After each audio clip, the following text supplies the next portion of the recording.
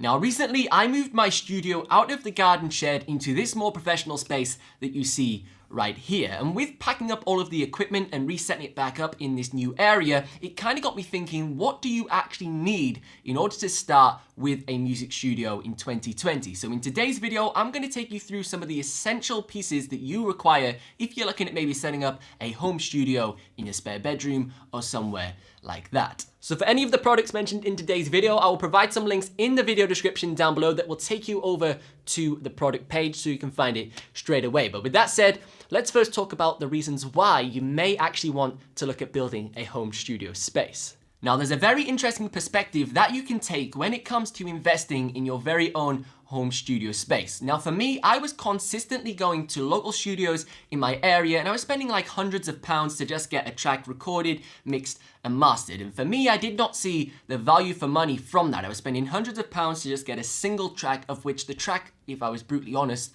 was not going to do anything to make back those hundreds of pounds that was spent. So instead, I kind of thought, instead of wasting all this money to rent the space, why don't I use the exact same money and deploy that into actual equipment that I can build up over time and almost have a comparable setup from my garden shed or my bedroom. So that's something to consider when you sort of look at creating your own home studio, because it can be very overwhelming and seem very expensive. But over a longer period of time, you can create your own space that you have infinite access to, that you can use all of the time, instead of renting a space that you can only use a few times a month and it costs an absolute fortune. So the first piece of equipment that I actually want to discuss is the computer that you're actually going to be running your music software on. Now, this is going to be at the heart of your entire setup, so it's essential that we get this piece correct. Now, there's two routes you can go down. You could either choose the Apple route or you could go down the Windows route. Now, currently, right now, I'm running a Windows 10 machine in my studio for all of my music production work, and I've been really enjoying it so far. But if you asked me this question about 5 years ago, I'd have 100% said,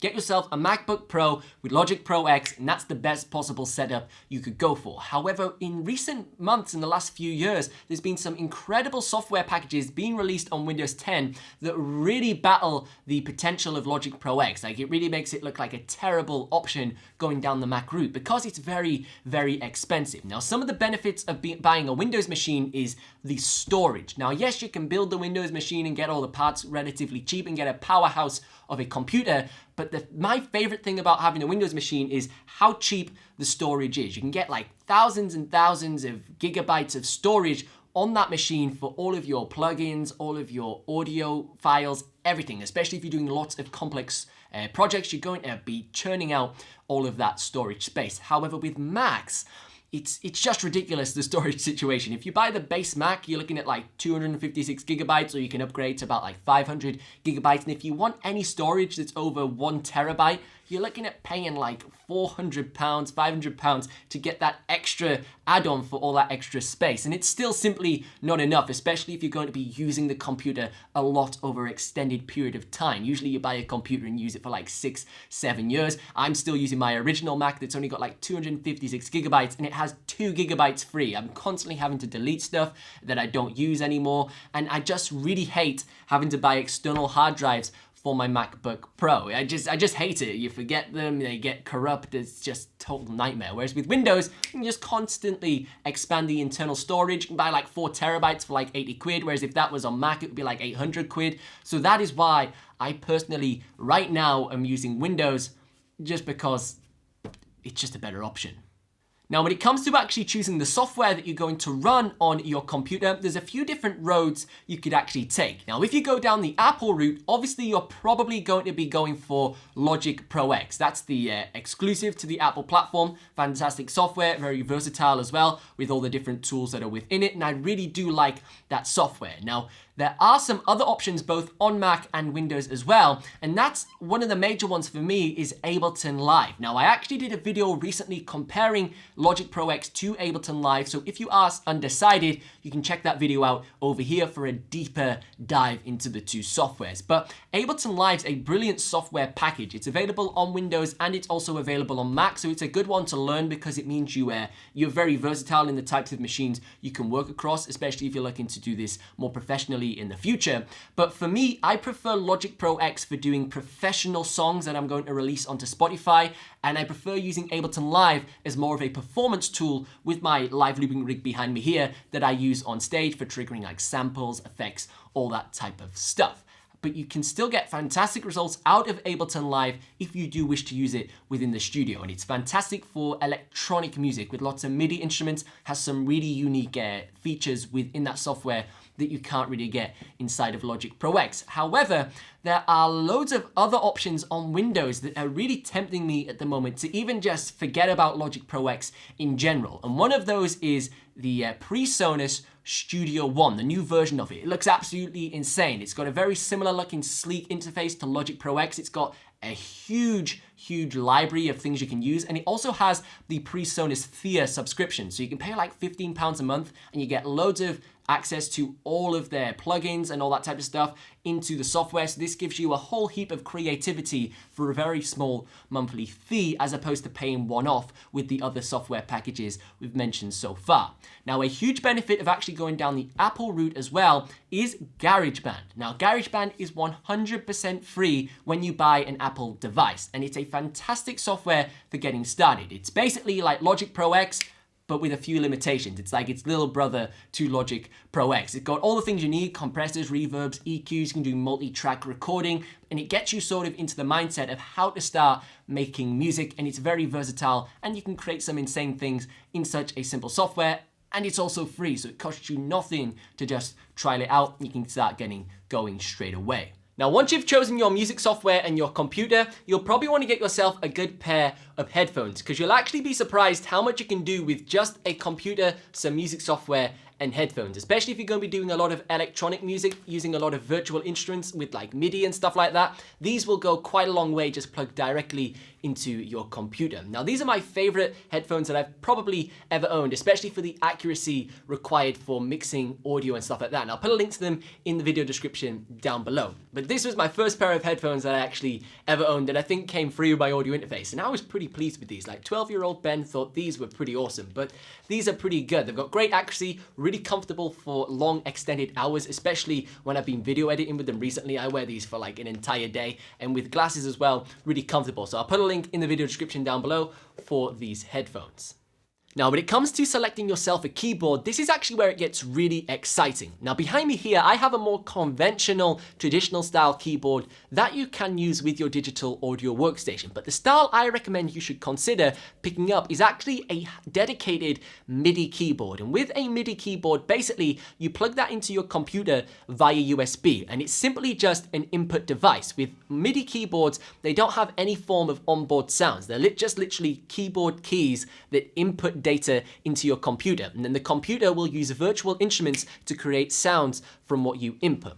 Now, there are some really interesting MIDI keyboards on the market from both Native Instruments and also Arturia, where you get plug-in bundles with the actual keyboard you purchase. So, for example, with the Native Instruments keyboard, you get a copy of the Select series of Komplete, which is their basic tier of their plugin package. And with Arturia, you get copies of their like Keylabs, all that type of stuff, where you get really iconic keyboards and really vintage iconic synthesizers that all sound insanely good. Really high quality sounds that really allow you to instantly step up the quality of your music production just simply by buying the correct MIDI keyboard and getting some free plugins with it.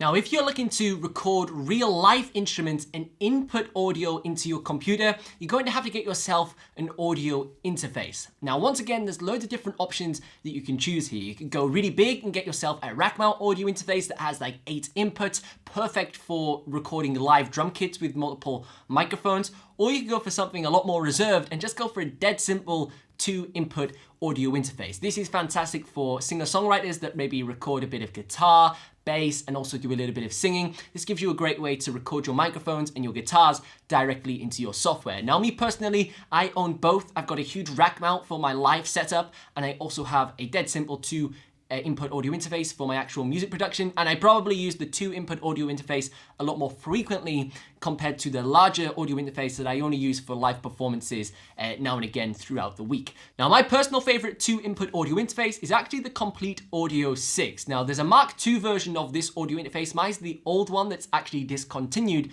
but I've used this for years. It was like my first really good quality audio interface, and it's fantastic. The preamps sound exceptionally well, great clarity overall, very versatile, good for routing audio in and out of your computer. can do literally everything that you want it to do. Now on the larger end, I do own a Behringer UMC 1820, I think it is. I did a full review of it ages ago that you can check out over here, and that's a super affordable 8-input audio interface. I bought it for like £180 and it's just awesome. You can do so much with it. Fantastic for recording live bands and multiple instruments at once, and drum kits as well. Now, if you're going down the route of using an audio interface, you're probably going to want to combine this with a microphone. And regardless of if you have any intention of recording yourself singing into your performances, a microphone can be a brilliant tool to have for just simply capturing really unique sounds and sampling them and manipulating that inside of the software for some cool sonic possibilities. Another way to obviously use a microphone as well is to capture instruments, i.e. an acoustic guitar, to get the really rich and dynamic sounds that the different woods have on different types of acoustic guitars. Now, the best style of microphone for a studio is a condenser microphone. Now, a condenser microphone is very sensitive compared to a dynamic microphone. Now, a dynamic microphone you may be familiar with because you see those very frequently live on stage. Because we can hold them by hand, they've got brilliant sound rejection and they're very directional with what they actually receive through the microphone capsule. Whereas with a condenser microphone, they're extremely sensitive. So they're perfect for using in a studio because we're in a controlled environment that's usually really quiet.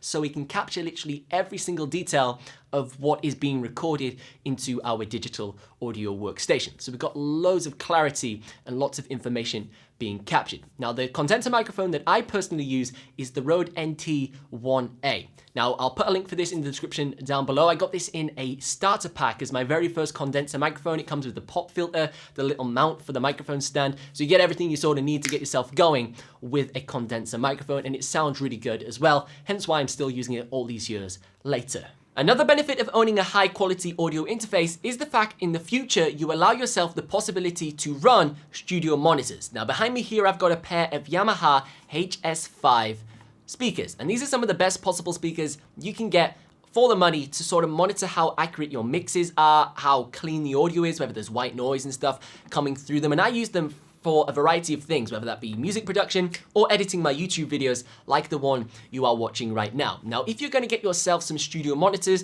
you wanna make sure first you actually get yourself some sound treatment for your room. So you can see here I've got some bass traps. I've also got a variety of foam on the wall as well to sort of stop a bit of reflection going around in the room so I get the most accurate possible representation of what these speakers are trying to translate to my ears. I'll put some links to some of the foam that I use myself. Get it really cheap on Amazon, and it really does make a difference to your home studio room. But the monitor speakers are definitely something that's worth investing in the future once you become really confident with headphone mixing and you're just looking for that extra reference point within your setup. And these Yamaha HS5s I've owned for years, and I have no reason to upgrade them anytime soon. I'm really impressed with how they perform. Now, don't forget to check out the links in the video description down below for the various products that I have mentioned throughout today's video. And if you've enjoyed the video, be sure to give it a thumbs up and also consider subscribing for future videos just like this one. But as always, I've been Ben Rowlands. Thank you so much for watching, and I will see you in the next one.